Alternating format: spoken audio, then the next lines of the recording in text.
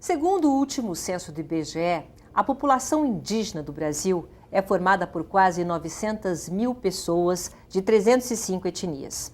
São comunidades que desenvolveram diferentes tipos de costumes, línguas, valores e tradições. Uma riqueza cultural desconhecida por muitos, mas captada pelas lentes do fotógrafo e documentarista Renato Soares, que desde 1986 percorre o país fotografando os povos originários do Brasil.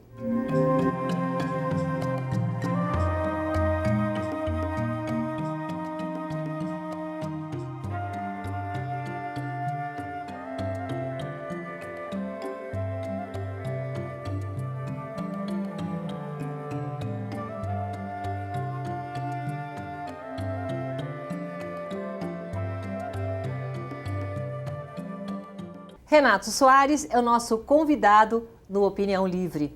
Muito obrigado pela sua presença aqui no Opinião Livre, Renato. Eu que agradeço o convite do Opinião Livre, agradeço você, Silvia, pela... É bom poder estar aqui e poder contar um pouco dessas histórias, poder contar um pouco da história que o próprio brasileiro não conhece. Né? É verdade. Olha, você é conhecido como fotógrafo dos índios. Você gosta desse título? E como que surgiu esse interesse teu pelo universo indígena? Pois é, eu tenho um amigo meu há muitos anos que falou assim, você é fotógrafo de índio. Num primeiro momento eu falei assim, pô, isso é meio fotógrafo de índio. Te incomodou, né? Mas na verdade, ele mesmo me falou, Luiz Nazareno, ele olhou para mim e falou, Renato, isso não é isso é um título muito bom e até dizer nobre, porque nós não temos fotógrafos especializados no Brasil. Isso vai lá há mais de 20 anos que ele me falou isso. E aí eu pensei, bom, se eu já estou nessa história, eu acho que vou me especializar nisso. Porque o Brasil não tem muitas especializações. O fotógrafo, ele trabalha com várias áreas. E aí eu passei a me especializar nisso e acabei entrando sério nisso. Tanto é que um editor, uns anos atrás, me ligou e falou assim, Renato, vou fazer um livro sobre Brasília. Eu falei, parabéns. Não, você é o fotógrafo escolhido. Ele falou, não, muito obrigado. Aí você passou a dizer não, por quê? Porque você já estava focado. Eu sou especializado nisso, eu gosto disso, mas não é só por isso. É porque eu realmente não tenho muito tempo para fazer muitas outras coisas. Eu tenho um foco muito bem dirigido. E eu não quero mais fotografar cidades, não quero fotografar outros temas. E fotógrafo de índio, na verdade, assim, fotógrafo indigenista, né? Porque indigenista é aquele que trabalha com índio. Então, eu sou um fotógrafo indigenista. Já ficou ao contrário, você já está trabalhando para eles, já? Já, eu trabalho com mais do que trabalhar sobre o índio, eu trabalho com eles, né? Com os indígenas. Porque, vamos lá, ali você estava dizendo assim, o IBGE diz que é por volta de 1 milhão. Na verdade, são muito mais. Certo? Mas não interessa para o povo brasileiro, ou para o IBGE, ou para o governo federal, dizer que são muito mais. E se você olhar, assim, no geral, o Brasil todo, é bem mais do que se imagina. A gente está falando de 305 etnias? São 305 etnias, são 274 línguas faladas. Agora, vamos lá. Num levantamento lá pela Universidade de Minas Gerais, foi feito um levantamento da consanguinidade do brasileiro. Então imaginamos que vamos lá, aqui vieram os portugueses e aí trouxeram os negros. Então a maior parte da população brasileira é português misturado com os negros, mas os índios não são citados. Porém, nos primeiros 300 anos só vieram homens para cá e eles se deitaram com as mulheres que aqui estavam. Sim. E nesse levantamento da consanguinidade do brasileiro, sim, tem o português e tem o negro, mas 75% da consanguinidade é indígena. A matriz feminina. Você tem assim numa palestra que eu estava fazendo um tempo atrás em alguma universidade, levantou uma pessoa que estava assistindo e falou assim, a minha avó foi pega no laço, minha bisavó foi pega no laço. Falei, é mesmo? Falei, quem era o seu bisavô? Falei, meu bisavô era fazendeiro, né? Falei, pois é, fazendeiro, mas ele pegou sua avó no laço, porque ele amava muito ela. Falei, então tá, vou te dar um outro dado, que isso é uma verdade, que isso está dentro um pouco desse DNA assim, da violência no Brasil. O avô dela era um estuprador, porque se ele pegou ela no laço, certo? Ele pegou ela na força. Certo? Ele tirou ela de um âmbito familiar, ela tinha pai, tinha mãe, irmãos, primos, tias, tios, ela tinha uma família.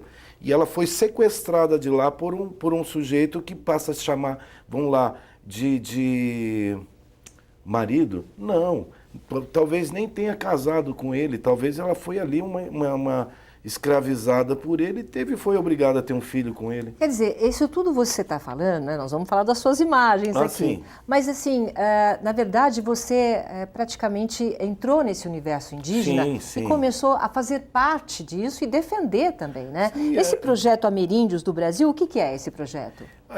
Vamos lá. Quando eu jovem, quando eu menino, na escola, você pegava os livros didáticos, vinha o índio desenhado. Então você tinha figuras de Debré, de Hércules Florence e tantos outros. Então o índio, ele existiu, ele não existia. O índio era uma história, era como se ele não existisse.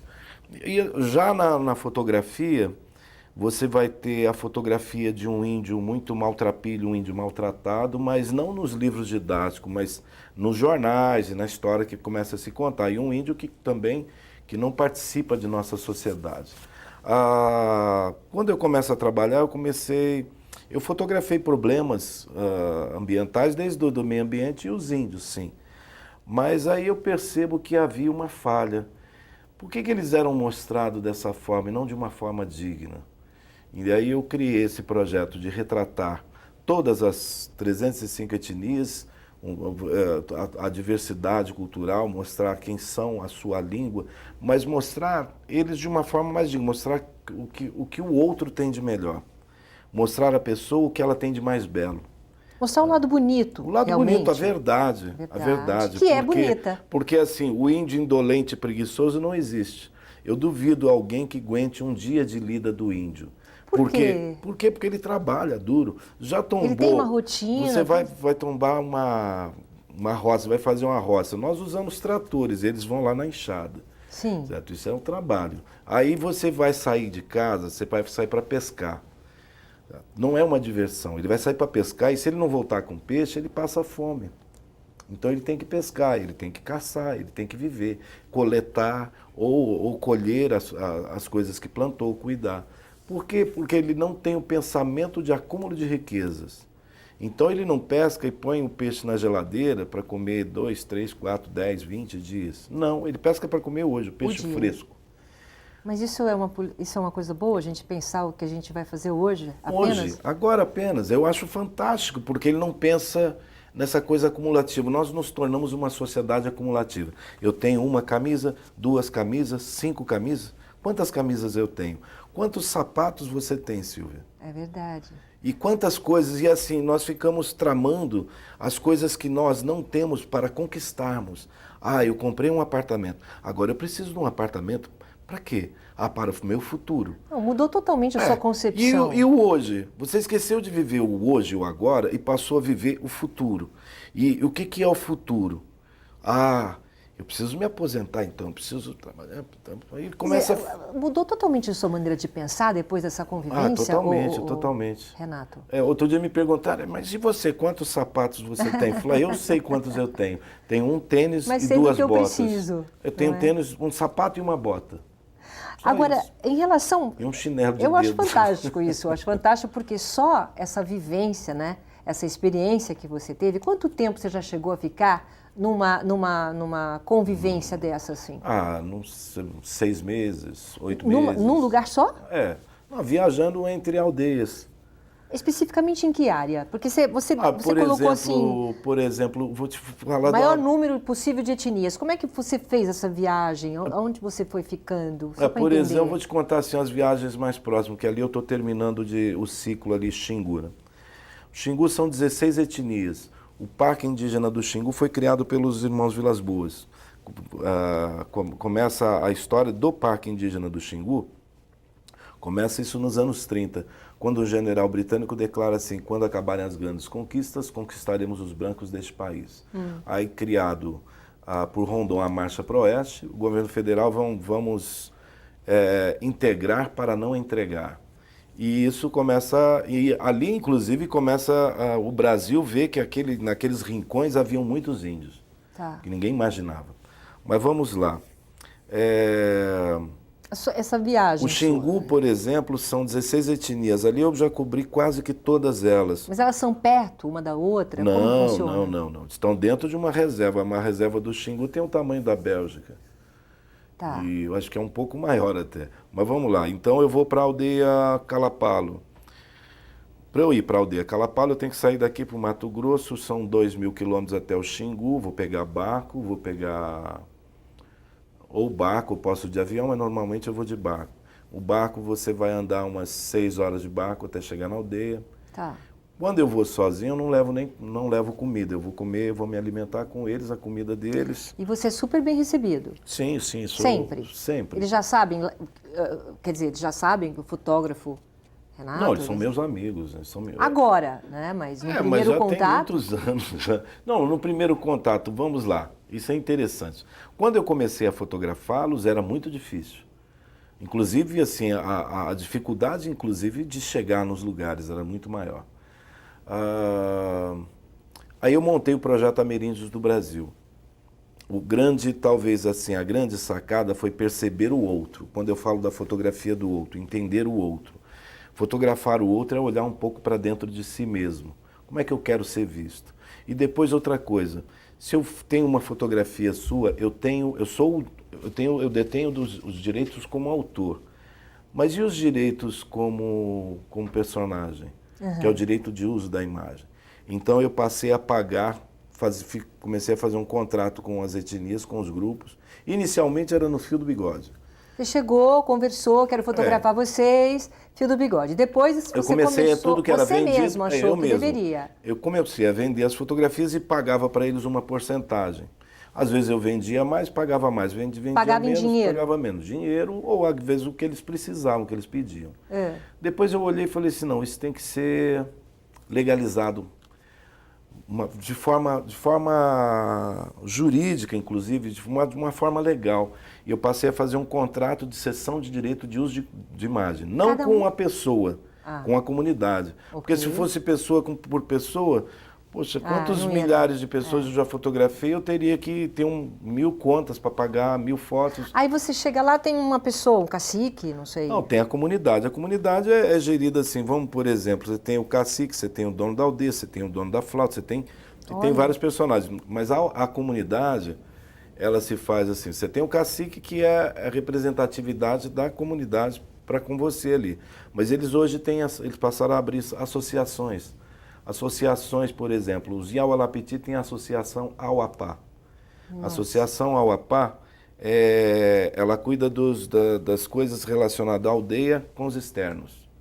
Então eu fiz um contrato com a associação.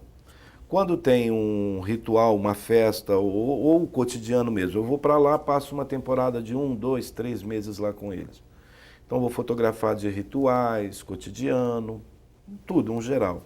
Trabalho do homem, trabalho da mulher, as crianças. Você faz um estudo. Faço um... na verdade é uma vivência. Uma vivência. Eu vou fazer o seguinte, eu vou dar uma parada. Aí, não, mas só... Não, só para a gente pegar no intervalo. Perdão. Já passou o primeiro bloco. Já? Eu vou dar uma parada rapidinho no intervalo e a gente continua conversando aqui, tá bom? Até já. Universidade Paulista Unip é a preferida do mercado de trabalho. 5 anos consecutivos, ranking universitário confirma. Unip é a universidade particular preferida dos que contratam em todo o Brasil. Unip, qualidade e empregabilidade realmente comprovadas.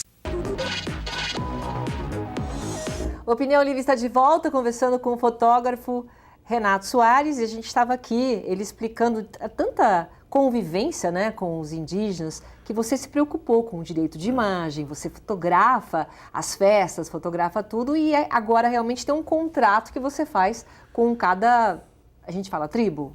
Etnia, isso? cada etnia, grupo. Cada grupo, tá. Bom, aí vamos lá. Eu passei a fazer um contrato para legalizar, é um contrato de cessão de direito de uso de imagem. E tudo que é comercializado, 33% é repassado para a comunidade. Ótimo. Um exemplo interessante são os Calapalo. Num processo de 10 anos, você vê assim, é porque se eu for falar são muitos grupos.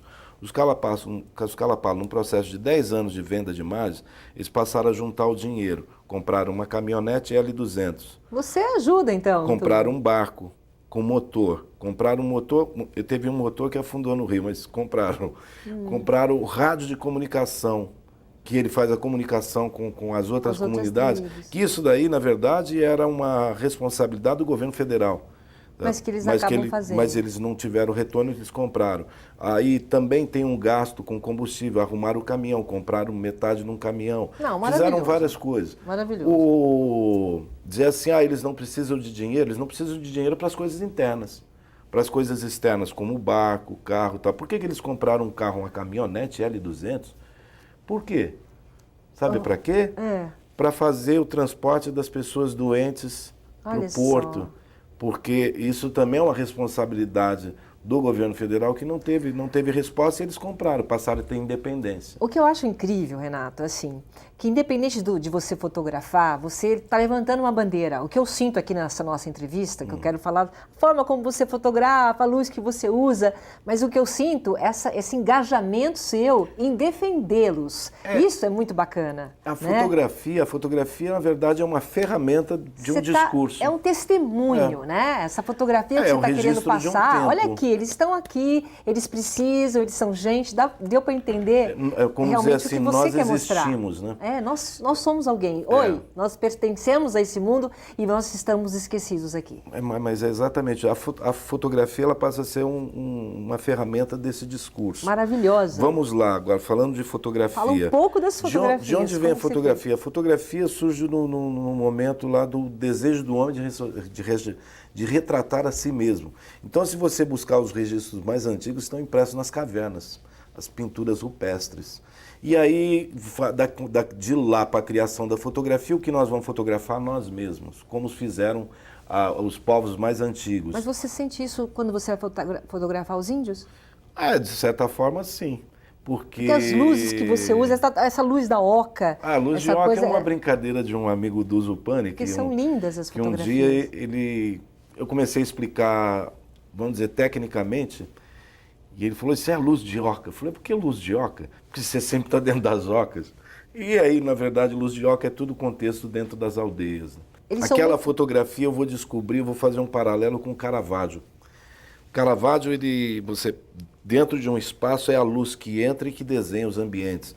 E a sombra, ela escurece todos os outros. Ele não respeita muito os espaços. A sombra, ela invade os espaços e torna escuridão. A minha fotografia, ela tende um pouco nesse universo. A minha leitura é mais do Caravaggio, o que eu vejo, né? Mas a luz de oca em si é mostrar tudo que tem dentro, não só da oca, mas não só das casas, mas tudo que tem dentro da aldeia. Mas você mostra exatamente como está? Ou você prepara o ambiente? Eles se preparam para te receber? Não. Como é que é a receptividade? Você fica lá fotografando e eles continuam com a vida normal? Como eu estava dizendo assim, eu não levo comida. Então eu vou pescar com eles, eu vou viver a vida com eles. Talvez assim, a melhor tradução de alguém que falou do meu trabalho foi a Maureen Bezilhar, que ela resume assim: você conseguiu fotografar o índio de uma forma que ninguém havia feito. Eu falei, como? A intimidade. Intimidade, é isso que a gente sente. Porque a minha busca é pelo olhar, mas não é a busca daquele olhar distante, que se distancia do outro. Eu estou ali com eles, eu vivo com eles. Mas você fotografa muitas crianças, né? Também. Também para passar essa coisa da esperança, uma mensagem maior. Não, a criança é o começo de tudo, né? Numa aldeia, qualquer aldeia do Brasil, ou qualquer família do Brasil, a criança, o que significa? É o começo. Sim. É a esperança. É tudo de bom que está vindo. E como Orlando Vilas Boas dizia assim, né? A criança é a dona do mundo. Sim. O homem é o dono da aldeia, o velho é o dono da história. Você não vai ver uma mãe ou um pai, por mais austero que seja, batendo uma criança. Você não vai ver um jovem, por mais impetuoso, desacatar um velho. Você não vai ver um homem brigando com o outro, porque eles vivem em comum. Eles vivem em comunhão ali todos.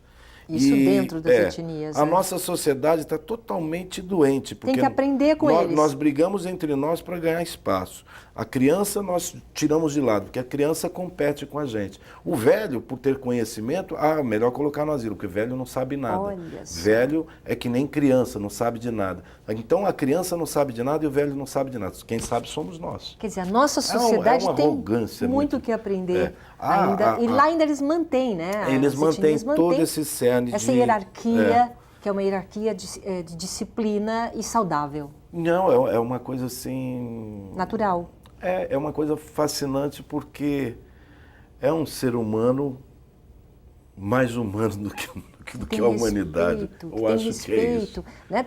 Você sente nessa sua convivência o respeito que eles têm um pelos outros, que você não está sentindo aqui. Não, né? Aqui nós já perdemos há muito tempo. Não quero falar daqui não. Ô Renato, você teve as suas fotografias, duas fotografias que foram premiadas no Museu do Louvre. Sim. Né? Conta um pouquinho essa experiência. Um dia eu estou em casa, uma experiência, é só um prêmio na verdade, mas assim, é um prêmio de reconhecimento, isso que eu acho importante.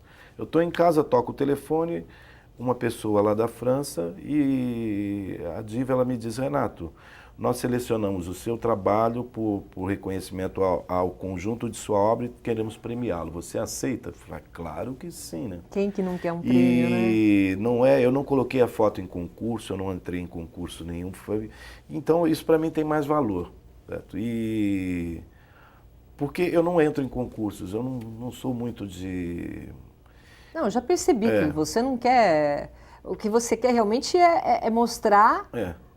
o que os índios estão vivendo, a situação deles, e tentar, de alguma forma, preservar isso com as suas fotografias. Eu acho importante você, é aquilo que eu costumo dizer assim, você olhar para o outro de uma forma onde você se veja. Você gosta de ver uma fotografia sua comendo? Não. Você gosta de ver já viu uma fotografia sua chorando? Não, também não sei. Então, e assim... Tem um período na fotografia onde eu vou olhar, enxergar, eu vejo assim, então o índio, você vê a criança assim, um menininho com um olho remelento, nariz escorrente e um cachorro sarnento do lado. Essa é a imagem do índio dos anos 70 e 80. Tá. É um índio paupérrimo, um índio desestruturado e assim. Então essa é a imagem que a sociedade tem do índio. O índio é porco, certo? O índio é um doente. O índio é quase como um animal, sarnento. Existe um preconceito, houve né? um massacre nos anos... Acho que foi nos anos 80, se eu não me engano, se não me falha a memória, dos índios Corubo. E o meu irmão morou lá naquela região lá de Tabatinga, lá ali próximo ao Vale do Javari. E eu estive lá também, vivi um tempo lá fotografando os índios de lá. E meu irmão estava conversando com um dos sujeitos, que foi um dos sujeitos que foi um dos que foi para matar, foi contratado para matar. E ele dizia assim, nossa, você precisa de ver, Júnior. Parecia gente, parecia gente. Como parecia gente? Ai, não, nem me conta essa coisa que eu não quero saber. Esse lado ruim aí da gente, mas do nosso ser humano. Esse é o lado nosso, é um lado assim... Nós não enxergamos o índio como uma pessoa. E agora, a grande beleza da humanidade está na diversidade, não está na unidade. Então tem que preservar, quer dizer, o seu trabalho, essas suas imagens, inclusive, olha, são mais de 30 anos documentando as tribos do Brasil.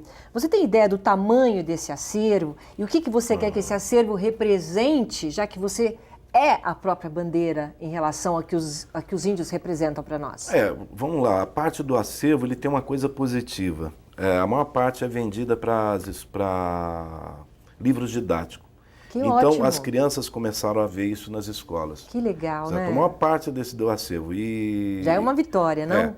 E o acervo em si, possivelmente ele só vai ser conhecido e reconhecido depois de 50 anos que eu morri, porque aqui, infelizmente... Eu digo que se isso acontecer é porque você já estava 50 anos à frente das pessoas. Mas normalmente é assim, você cria um trabalho depois que você morre lá, Então, mas que as só pessoas lá. vão entender para que ele poderia ser utilizado. Mas ele está sendo utilizado hoje dessa forma, nos livros didáticos. O que é uma vitória para você? Eu acho importantíssimo, porque se hoje as crianças têm um pouco mais de conhecimento sobre o Brasil e sobre os índios, é através da escola, através da educação.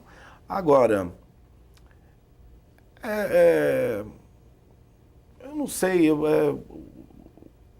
É isso que você realmente quer, não é?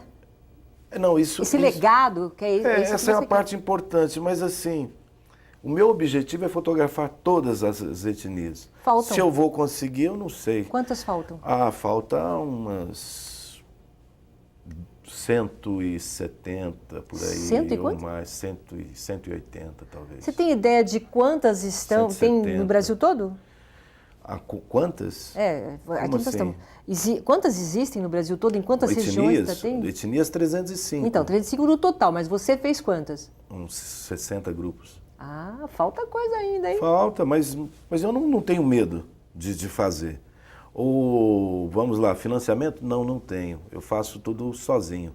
Eu vou, junto o dinheiro e viajo. De vez em quando aparece um trabalho, junto o dinheiro e viajo.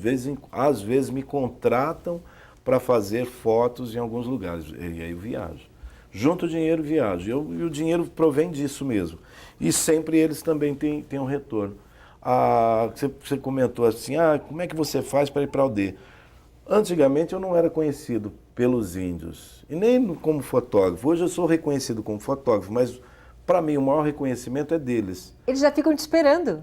Tem grupos que me ligou e falou assim, aqui é fulano da aldeia tal, do grupo tal. Falei, muito prazer.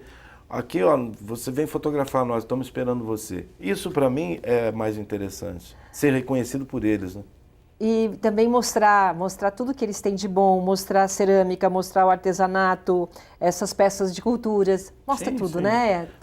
É a diversidade, desde do homem que está fazendo um trançado de palha, ou um grupo que tem a finesse nas cerâmicas, como os Waurá. Cada tribo te surpreende, os grandes cantores, Olha, de cantores. diversos lugares, sim. Você tem cantores no Iaualapiti, Camaiurá, Waurá, Menaco, Nafucá, os Caiapó, cantam as músicas aqueles deles. cocares maravilhosos, As músicas os deles. discursos maravilhosos do Raoni Mectutire, certo? Que é o conhecido, aquele do Botoque, o grande Raoni. E para mim é como voltar num passado remoto quando eu estou numa aldeia. Você vai para um outro mundo, um outro universo, com cantos antigos, uma fogueira no pátio da aldeia, vamos dizer assim, um universo de estrelas.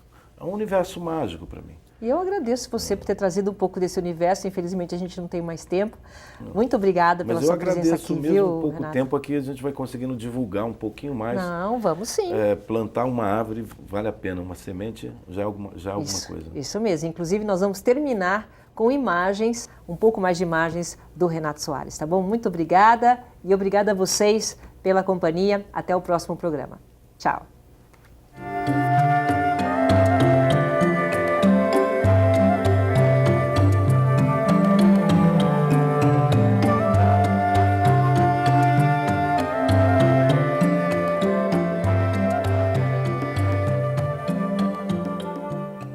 Universidade Paulista Unip é a preferida do mercado de trabalho. 5 anos consecutivos, ranking universitário confirma. Unip é a universidade particular preferida dos que contratam em todo o Brasil. Unip, qualidade e empregabilidade realmente comprovadas.